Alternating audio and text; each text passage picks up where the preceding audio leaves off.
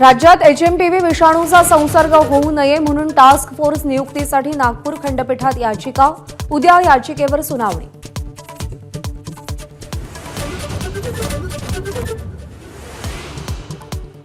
प्रजासत्ताक दिनापूर्वी पालकमंत्री पद वाटपाचा तिढा सुटण्याची शक्यता, येत्या 2 दिवसात पालकमंत्री पदाबाबत बैठकीत निर्णय होण्याची चिन्ह। राष्ट्रवादीची अंतिम यादी लवकरच जाहीर होणार।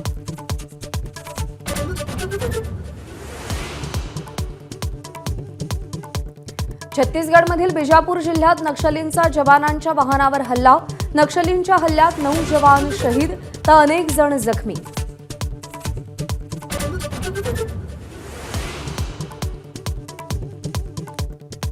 छत्रपती संभाजीनगरमध्ये सैराटची पुनरावृत्ती, चुलत भावानं 17 वर्षीय बहिणीला 200 फूट दरीत ढकलून हत्या केली, प्रेम प्रकरणातून हत्या झाल्याची माहिती।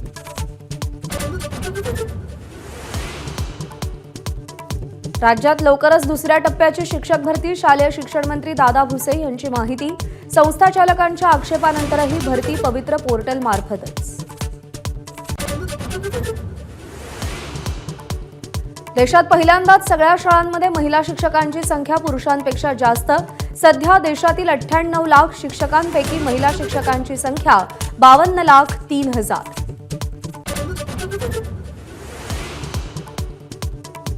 उत्तरेकडील हिमवर्षावाचा परिणाम म्हणून राज्यात पुन्हा थंडी वाढणार।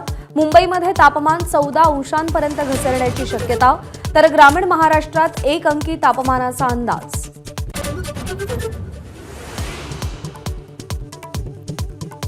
तुळजाभवानी देवीच्या गाभाऱ्याला पुरातन झळाळी, गाभाऱ्यातील ग्रॅनाइट काढून कायापालट। देवीच्या मंचकी निद्रेच्या काळात मुख्य गाभाऱ्याचा जीर्णोद्धार।